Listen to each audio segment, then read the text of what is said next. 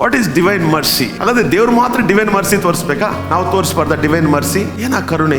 Mark 16ನೇ ಅಧ್ಯಾಯ 6ನೇ ವಾಕ್ಯ. ಕೆಲವು ಹೆಂಗಸರೆಲ್ಲ ಹೋಗ್ಬಿಟ್ಟು ಸಮಾಧಿ ಹತ್ರ ಓಡೋಗ್ತಾರೆ. ಸಮಾಧಿಯಲ್ಲಿ ಯೇಸು ಇಲ್ಲ, ಬಟ್ಟೆ ಮಡಚಿಟ್ಟಿದೆ, ಏಂಜಲ್ ಕುತ್ಕೊಂಡಿದ್ದಾನೆ. ಆಗ ಅವ್ರು ನೋಡಿ ಭಯ ಪಡ್ತಾರೆ, ಯಾರಪ್ಪ ಇವನು ಅಂತ. ಸಮಾಧಿ ಒಳಗೆ ಅವನು ಬಂದು ಕುತ್ಕೊಂಡ್ಬಿಟ್ಟಿದ್ದಾನೆ. ಆಗ ಅವ್ರು ಭಯ ಪಡ್ಬೇಡ್ರಿ, ನೀವು ಹುಡುಕ ಯೇಸು ಇಲ್ಲ, ಅವ್ರು ಆಲ್ರೆಡಿ ಪುನರುತ್ಥಾನಾಗಿ ನಿಮ್ಗೆ ಮುಂಚೆ ಎಲ್ಲಿ ಹೋಗ್ಬಿಟ್ರು, ಗಲೀಲ್ ಹೋಗಿ ಮೀಟ್ ಮಾಡಿ ಅವ್ರನ್ನ. ಸ್ಪೆಷಲಿ ಹೋಗಿ ಈ ವಿಷಯವನ್ನ ಶಿಷ್ಯರಿಗೆ ಹೇಳ್ರಿ. ಶಿಷ್ಯ ಅಂತ ಹೇಳಿದ್ರೆ ಸ್ಪೆಷಲಿ ಪೇತ್ರ ಅಂತ ಮೆನ್ಷನ್ ಮಾಡ್ತಾರೆ. ಯಾಕೆ? ಏನೋ ವಿಷಯ ಇದೆ. ಯಾಕೆಂದ್ರೆ ನಾನು ಎಷ್ಟು ಪ್ರೀತಿ ಮಾಡ್ತೀನಿ. ಪೇತ್ರನು ಯೇಸು ಸ್ವಾಮಿನ ಏನ್ ಮಾಡ್ತಾನೆ? ನಿರಾಕರಿಸೋದಲ್ಲ, ಶಪಿಸ್ಕೊಳ್ತಾನೆ. ಯೇಸು ಯಾರಂತಾನೆ ಗೊತ್ತಿಲ್ಲ.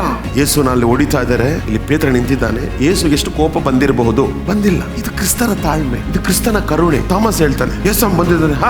ಯೇಸಮ್ಮಿ ಎಲ್ಲಿ ಗಾಯ, ಅಲ್ಲಿ ಕೈ ಹಿಡಿದಿರ ನಾನು. ಆಗ ಯೇಸುಗೆ ಕೋಪ ಬಂದಿರಬಾರ್ದು. ನಮಗೆ ಚುರುಕರದ ಕೋಪ. ದೇವರು ಎಷ್ಟು ಕರುಣೆ ಅಂತ. ನಮಗೊಂದು ಚೂರು ಹೆಚ್ಚು ಕಡಿಮೆ ಹಾಕ್ಬಿಟ್ರೆ ಮಾತಾಡೋದು ಬಿಟ್ಬಿಡ್ತೀವಿ. ಎಷ್ಟು ರಾದ್ದಾಂತ ಮಾಡಕ್ ಬಿಡ್ತೀವಿ. ಸ್ವಲ್ಪ ಹೋಗಿ ಕುತ್ಕೊಳ್ಳೋಣ, ಡಿಸ್ಕಸ್ ಮಾಡೋಣ, ಏನ್ ವಿಷಯ, ಯಾಕೆ ಹಿಂಗಾಯ್ತು, ಏನಾಯ್ತು. ಆದ್ರೆ ಕ್ರಿಸ್ತನಿಗೆ ಕೋಪ ಇಲ್ಲ, ಕರುಣೆ. ಬದುಕಿರುವಾಗಲೂ ಕರುಣೆ, ಸತ್ತಿರುವಾಗಲೂ ಕರುಣೆ, ಪುನರುತ್ಥಾನ ಆದಾಗಲೂ ಕರುಣೆ.